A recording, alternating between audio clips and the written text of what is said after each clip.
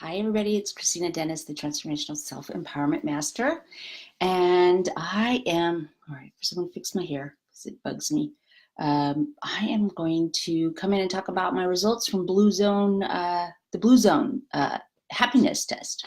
It gave me a B, which is really fascinating. And some of the questions that were part of it were also incredibly fascinating.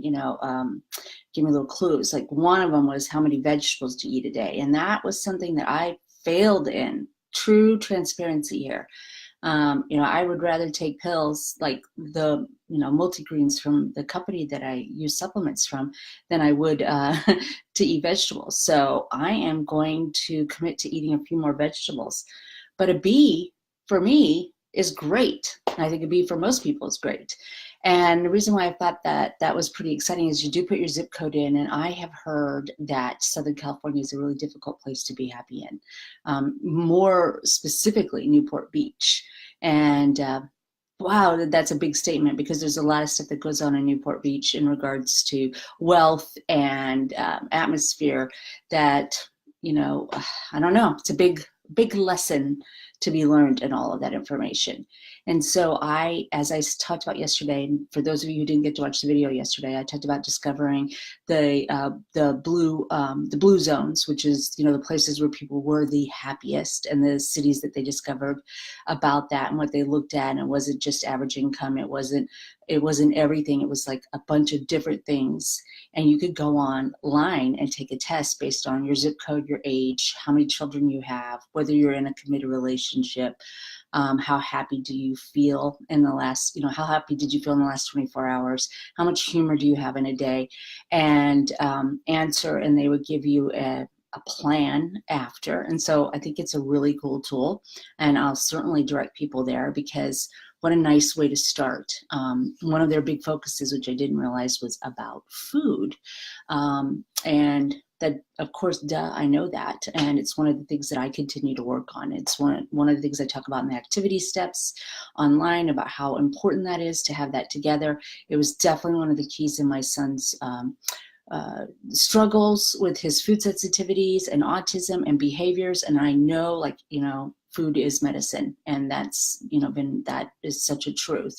And I don't want to get into discussions of GMOs or, organic or non-organic. I'm just saying that, I have a lot of respect for the people that start with a food plan. And if that isn't something that you have handled in your life, or, like every single other person I know can improve on it, it's certainly a clue. And if you want to go look at thebluezones.com and take the happiness test, it gave a lot of different reference points too about life and the things that you could do. And I'm going to study them a little bit more, because you can always gain insights from other sources. Like I said, nothing I'm doing here is inventing a new wheel. It's just my purpose in life. What has come to be the best thing that I can do is to express the truth that I've learned and be honest about what is going on in my life, and hopefully closing the gap, especially between us women who are, maybe mothers.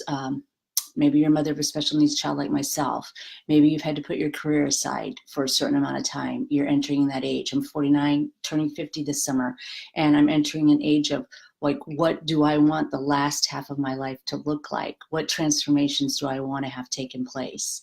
And that's why transformational self-empowerment became the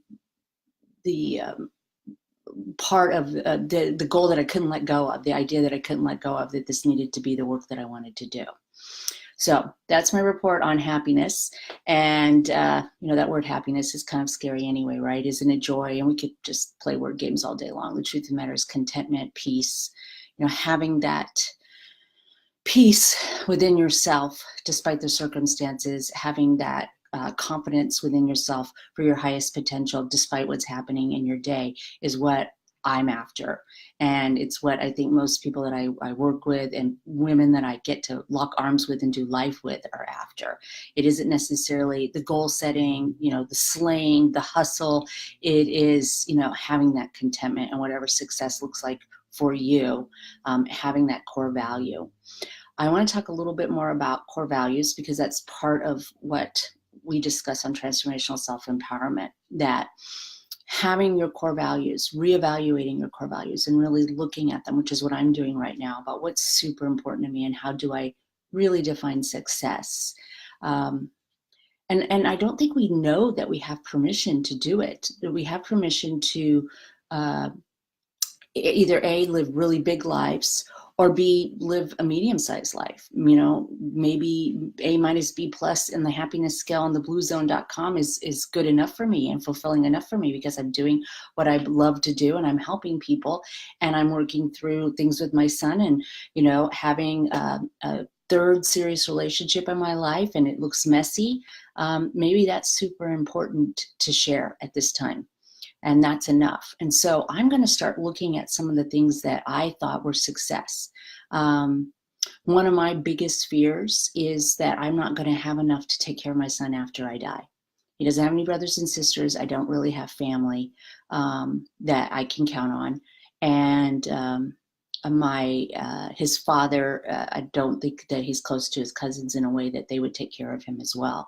So that's one of the things that fuels me. And I'm starting to reframe that a little bit and starting to think about that third option. There's A and there's B usually, and rarely do we think about C. And I shared this before about a professional negotiator between a union and a corporation, that their idea is to go in and say it's not A or B, it's C. It's not even a compromise. It's a totally different option that wasn't even in the horizon. And so I love that, because I do have a business mind and I'm a sensitive soul, that I can kind of, have the grown-up part of me go, okay, there's a third option. And, it isn't Billy in a group home per se. Nobody's checking on him and he's being abused. Or me having a house completely paid off, an attorney, a living will, and a caretaker already set up.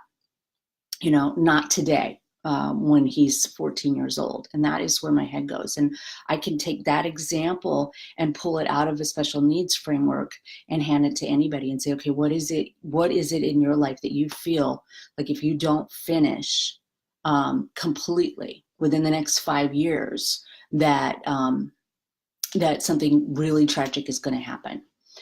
Or something really bad is going to happen. And so much of my life has been fueled that way. And I want to think differently and I want to feel differently about it. So I am going to play with this idea of, what does the future look like if I give up on this goal that I have in my mind that has to happen financially so that my son is taken care of? What do I really like to do? What are my core values in regards to how I want to live my life for the next 50 years? The last thing on this bluezone.com was design your inner life, and had a lot of questions. And I thought, yeah, that's where some of the work needs to go. Because I think what I thought, even last year when I started working on transformational self-empowerment and really braving what scared me, putting myself out there in a very public way and discussing some of these topics, is maybe even different than it now, because I realized that the time frame I had was probably off. Tony Robbins says all the time, we always overestimate what we can do in a year and underestimate what we can do in 10. And so I'm thinking about, how do I take the pressure off just enough so that I continue to do what I need to do to have fulfillment, and then I have that faith piece and that spirituality piece, and I know my son is going to be okay. That's my thing. That's the thing that I feel like needs to happen. And I challenge you to think about the thing that you think needs to happen in order for your life to have meant something and for things to be okay at the end of your life. What is it that you think needs to be accomplished so that when you are in your last days, you could say, yeah, I did it. I did a job. I did my job well. I accomplished what I was meant to accomplish when I was here. What does that look like in reality? Does it need to be adjusted? Does the time frame need to be changed? Do you need to gear up a little bit more and push yourself so that you're not just opting out of life or avoiding things? Where in your life can you look at transformational self-empowerment as a tool in order to change things, to give you either more peace because you're a driven little bunny like myself and always want to be pushing, or to give you more drive to push a little harder so that you realize that you're worth your dreams and that you can do it. Think about it for a minute, because I'm going to think about it this week, and I'm really hoping to come in with some more information about, how I'm applying it in my life, and how it's going to look. There is so much good stuff out there for us to pull upon. There's so much good information, and we can consume this information, but application has got to be the next step. So that's what I'm going to do. I'm going to take some time to think about, what did that happiness test really mean? And I'm going to take some of the clues that somebody else did and look at some of these different ideas of what I think my life's supposed to look like. And I want to get back to you about some of that authenticity, always putting it through my core values. And hopefully that's the lens that will guide any of the decisions that I need to make, because once those are set, then it's pretty easy to move forward.